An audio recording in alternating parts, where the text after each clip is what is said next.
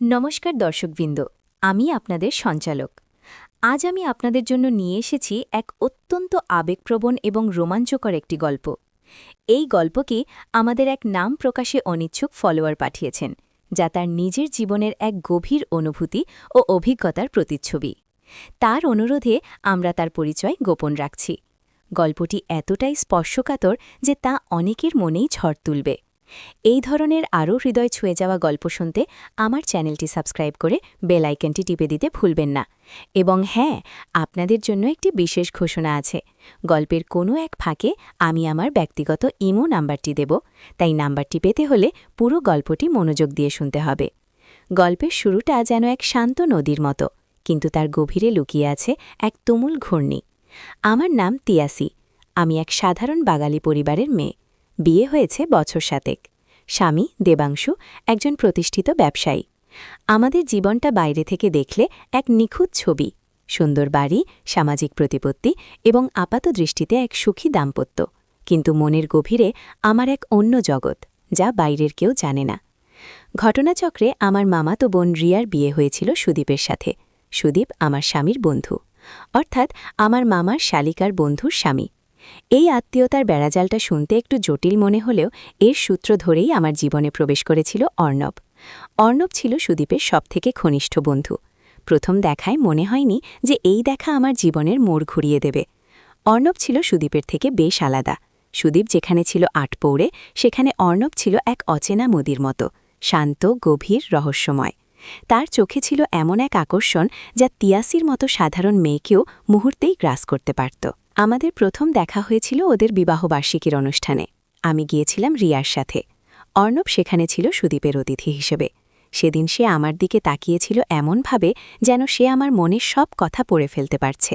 তার সেই চাহনিতেই আমার মনে এক অচেনা শিহরণ খেলে গিয়েছিল। আমি চেষ্টা করেছিলাম নিজেকে সামলে নিতে, কিন্তু পারছিলাম না। তার গায়ের সুগন্ধ, তার কথা বলার ধরন, সবকিছুই আমাকে টানছিল। মনে হচ্ছিল আমি যেন কোনো এক আদিম আকর্ষণে বাধা পড়েছি। এরপর প্রায়ই আমাদের দেখা হতো, পারিবারিক অনুষ্ঠানে কিংবা কখনো কখনো দেবাংশুর সাথে সুদীপের আড্ডায়। প্রতিবারই অর্ণবের সান্নিধ্যে আমি আরও বেশি করে নিজেকে হারাতে থাকতাম। দেবাংশু বুঝতেই পারত না কেন আমি অর্ণবের আশেপাশে কিছুটা অন্যমনস্ক হয়ে পড়ি। সে ভাবত হয়তো নতুন বন্ধুত্বের আতিশয্য, কিন্তু এ তো শুধু বন্ধুত্ব ছিল না, এ ছিল এক নিষিদ্ধ টান, যা সমাজের চোখে অপরাধ, কিন্তু আমার হৃদয়ের গভীরে তখন তা অমৃতের মতো লাগছিল। অর্ণবের সাথে আমার কথা হতো খুব কম, কিন্তু সেই অল্প কথার মধ্যেই লুকিয়ে থাকত হাজারো অব্যক্ত কথা। একবার দেবাংশু অফিসের কাজে বাইরে গিয়েছিল, আমি একা বাড়িতে। হঠাৎ অর্ণবের ফোন। তিয়াসি, কেমন আছো? তার গলার স্বর শুনেই আমার বুক কেঁপে উঠল। আমি হ্যাঁ নাতে উত্তর দিচ্ছিলাম, কিন্তু আমার প্রতিটি নিঃশ্বাস যেন তাকেই খুঁজছিল। সে বলল, আমার খুব একা লাগছে, সুদীপের বাড়ি থেকে ফিরছি, তোমার সাথে একটু কথা বলতে ইচ্ছে করছে। আমার মনে তখন হাজারো দ্বিধা। দেবাংশু ফিরবে, পাছে কেউ দেখে ফেলে, আরও কত ভাবনা। কিন্তু অর্ণবের স্বর এমন ছিল যে তাকে না করতে পারিনি।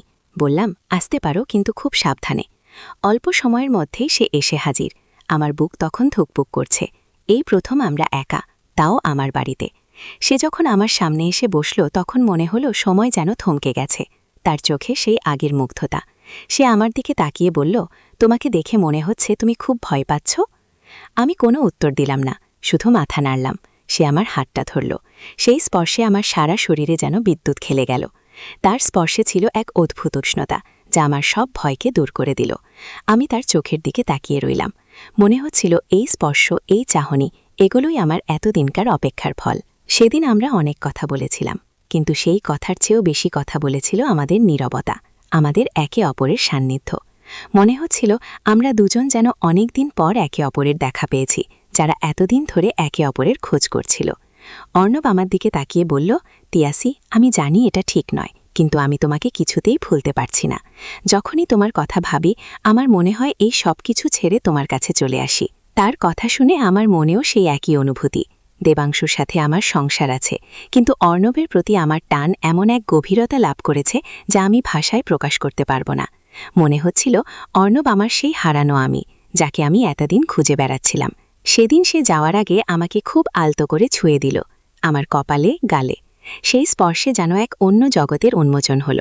সে যাওয়ার পর আমি নিজেকে আয়নায় দেখলাম। আমার চোখে মুখে এক অন্য রকম দীপ্তি। মনে হচ্ছিল আমি যেন নতুন করে জন্ম নিয়েছি। এরপর থেকে আমাদের দেখা হতো আরও গোপনে, কখনো পার্কে, কখনো নির্জন কোনো জায়গায়। প্রতিবার দেখা হওয়ার আগে আমার মনে চলত এক তুমুল ঝড়, ভয়, উত্তেজনা, আনন্দ সব মিলেমিশে একাকার। অর্ণবের সাথে কাটানো প্রতিটা মুহূর্ত আমার কাছে অমূল্য। তার স্পর্শ, তার কথা, তার উপস্থিতি সবকিছুই আমাকে এক অন্য জগতে নিয়ে যেত, যেখানে কোনো নিয়ম নেই, কোনো বাধা নেই, শুধু আছে দুজন মানুষের আদিম আকর্ষণ। একবার দেবাংশু আর আমি গ্রামের বাড়িতে গিয়েছিলাম। অর্ণবও খবর পেয়েছিল। সেও নাকি কোনো এক অজুহাতে কাছাকাছি এসেছিল। আমরা দেখা করেছিলাম এক পুরনো জমিদার বাড়িতে, যা তখন পরিত্যক্ত। চারিদিক শুনশান, শুধু হাওয়ার শব্দ আর আমাদের হৃদস্পন্দন।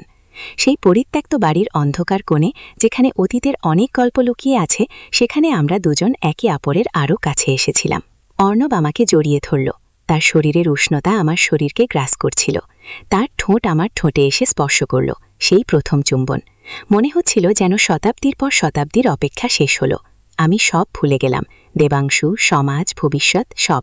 শুধু ছিলাম আমি আর অর্ণব, আমাদের ভালোবাসা, যা ছিল সমাজের চোখে পাপ, কিন্তু আমাদের মনে তখন তা ছিল পরম সত্য।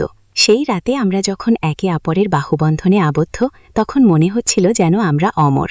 আমাদের শরীরের প্রতিটি রোমকূপ যেন একে অপরের সান্নিধ্য উপভোগ করছিল। অর্ণবের প্রতিটি স্পর্শে আমি শিহরিত হচ্ছিলাম। সে আমার কানে ফিসফিস করে বলছিল, তিয়াসি, আমি তোমাকে ছাড়া বাঁচতে পারবো না। সেই সব রাতের কথা মনে পড়লে এখনও আমার শরীরে কাঁটা দিয়ে ওঠে। একে অপরের প্রতি আমাদের আকর্ষণ ছিল চুম্বকের মতো। আমরা যেন দুজন আত্মা, যারা হাজার বছর পর একে অপরের সন্ধান পেয়েছে। দেবাংশু কিছুই জানত না। আমি মিথ্যের আড়ালে লুকিয়ে রেখেছিলাম আমার এই নিষিদ্ধ প্রেম। প্রতিদিন সকালে ঘুম থেকে উঠে দেবাংশুর সামনে স্বাভাবিক হবার অভিনয় করাটা ছিল আমার জন্য এক কঠিন পরীক্ষা। একদিন আমরা এক নদীর ধারে দেখা করেছিলাম। আকাশ তখন মেঘলা। মনে হচ্ছিল প্রকৃতিরও যেন আমাদের এই নিষিদ্ধ সম্পর্কের সাক্ষী হতে চাইছে। অর্ণব আমার হাতে হাত রেখে বলল, তিয়াসি, আমি জানি এটা ভুল করছি, কিন্তু এই ভুলটাই আমাদের জীবনের সবচেয়ে সুন্দর সত্য। কথা বলতে বলতে অর্ণব আমার আরও কাছে চলে এলো। তার চোখে সেই একই আদিম জিজ্ঞাসা। আমি চোখ বন্ধ করলাম। তার উষ্ণ নিঃশ্বাস আমার মুখে এসে লাগল। সে আমাকে আরও নিবিড়ভাবে জড়িয়ে ধরল। আমাদের ঠোঁট আবার মিলিত হল। সেই মুহূর্তে মনে হচ্ছিল আমরা যেন এই পৃথিবীর বাইরে এক অন্য জগতে বাস করছি। হঠাৎ অর্ণবের ফোন বেজে উঠল। তার মুখের অভিব্যক্তি বদলে গেল। সে ফোনটা ধরল, কিন্তু আমার দিক থেকে মুখ ঘুরিয়ে নিল। আমি বুঝতে পারছিলাম না কি হচ্ছে। তার কথাগুলো আমার কানে আসছিল, কিন্তু আমি কিছুই বুঝতে পারছিলাম না। সে কিছুক্ষণ পর ফোনটা রেখে দিল। আমি জিজ্ঞেস করলাম, কি হয়েছে? অর্ণব আমার দিকে তাকালো। তার চোখে মুখে এক গভীর বেদনা। সে বলল, তিয়াসি, আমাকে যেতে হবে, এক্ষুনি। আমি অবাক হয়ে জিজ্ঞেস করলাম, কোথায়, কি হয়েছে? অর্ণব আমার হাতটা ধরল। তার হাত কাঁপছিল।